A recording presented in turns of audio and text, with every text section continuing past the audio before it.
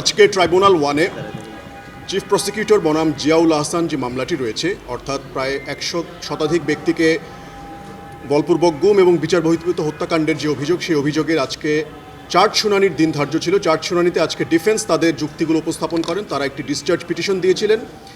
এই ডিসচার্জ পিটিশনে তারা বলার চেষ্টা করেছেন যে অভিযোগগুলো প্রসিকিউশন থেকে আনা হয়েছে জিয়াউল আহসানের বিরুদ্ধে, সেগুলো আসলে আনসাবস্টেন্সিয়েটেড এবং এগুলো আসলে যে সাক্ষ্য প্রমাণ রয়েছে সে সাক্ষ্য প্রমাণ দ্বারা সমর্থিত নয়। এই কারণে তারা ডিসচার্জ প্রার্থনা করেন। এর জবাবে চিফ প্রসিকিউটর শুনানি করেছেন এবং তিনি দেখিয়েছেন যে কিভাবে প্রসিকিউশনের যে সাক্ষ্য প্রমাণ রয়েছে সেই সাক্ষ্য প্রমাণগুলো দিয়েই জিয়াউল আহসানের বিরুদ্ধে যে 3টি সুনির্দিষ্ট অভিযোগ আনা হয়েছে, এই সুনির্দিষ্ট অভিযোগগুলো প্রসিকিউশনের দাবি মতে প্রতিষ্ঠিত করা যায়।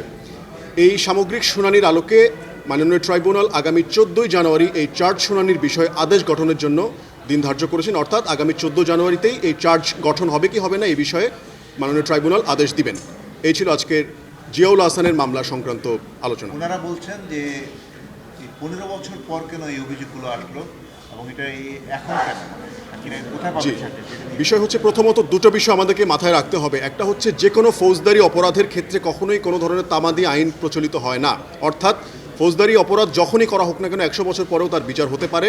সুতরাং 15 বছর পরে বিচার কেন করা হচ্ছে বা ইত্যাদি, এই প্রশ্নটা আসলে অবান্তর। এবং এটার আরেকটি গুরুত্বপূর্ণ অ্যাঙ্গেল রয়েছে যেটা চিফ প্রসিকিউটর আদালতে ক্লিয়ার করেছেন, যে 15 বছর পরে বিচার হচ্ছে কারণ এর মধ্যে জুলাই সংঘটিত হয়েছে। এই জুলাইয়ে সংঘটিত হয়েছেই হচ্ছে বিগত বছরগুলোতে ন্যায় বিচার যেন মানুষ পেতে পারে এবং যারা বিচার বঞ্চিত ছিলেন, যারা এত বছর বিচারের জন্য দাঁড়ে দাঁড়িয়ে ঘুরেছিলেন, সেই বিষয়গুলো যেন মানুষ বিচার পেতে পারে। তার জন্যই আসলে জুলাই এবং এই বিপ্লবের পরে আজকে যেহেতু অপরাধগুলোর জন্য আদালতে মামলা হয়েছে, এই মামলার প্রেক্ষিতে আজকে বিচার হচ্ছে। সুতরাং সময়ে দেরি হচ্ছে কেন বা এত দেরি পরে কেন, এটা আসলে খুব বেশি গ্রহণযোগ্য বা কোনো যুক্তিগ্রাহ্য আলোচনা নয়।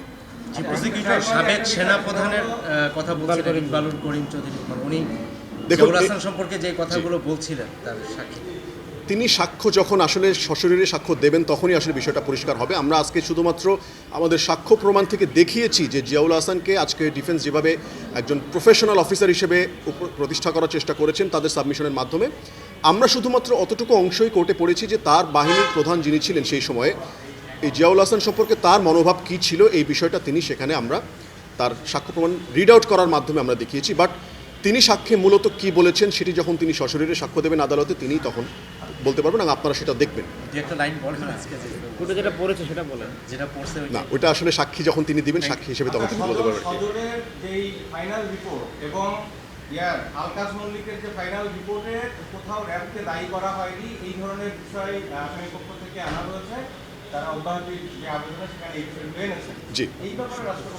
আচ্ছা, এখানে দুটো বিষয় আবারও পরিষ্কার করে দিই। প্রথমত হচ্ছে, চূড়ান্ত রিপোর্ট সত্য, অর্থাৎ ফাইনাল রিপোর্ট ট্রু, এটা বলা হয়েছে। এর অর্থ হচ্ছে আইনের ভাষায় যে ঘটনাটি সত্য কিন্তু কে বা কারা সুনির্দিষ্টভাবে করেছে এই বিষয়টি সম্পর্কে জানা যায়নি। এবং একটা বিষয় কিন্তু এই রিপোর্টে স্পষ্টভাবে উল্লেখ করা হয় 10-11 সালের রিপোর্টগুলোতেই, যে যদি প্রকৃত অপরাধীদের সন্ধান পাওয়া যায় তাহলে আবার পুনঃতদন্তের মাধ্যমে বিষয়টা নিষ্পত্তি করার চেষ্টা করা হবে। সুতরাং সেই সময় যেহেতু অপরাধীদেরকে চিহ্নিত করা যায়নি, এবং কেন যায়নি এর ভালো মতো এর কারণ আপনারা ভালো করেই জানেন।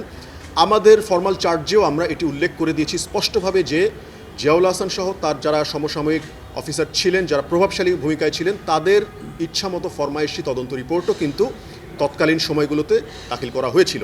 সো এই বিষয়টি যখন পরিষ্কার হয়ে যায়, তখন এই ফর্মাল চার্জে যখন নতুন করে তদন্তের মাধ্যমে নতুন অভিযোগ আনা হয়, পূর্ববর্তী মামলার ফাইন্ডিংস কী ছিল সেটি আসলে রিলেভেন্ট থাকে না।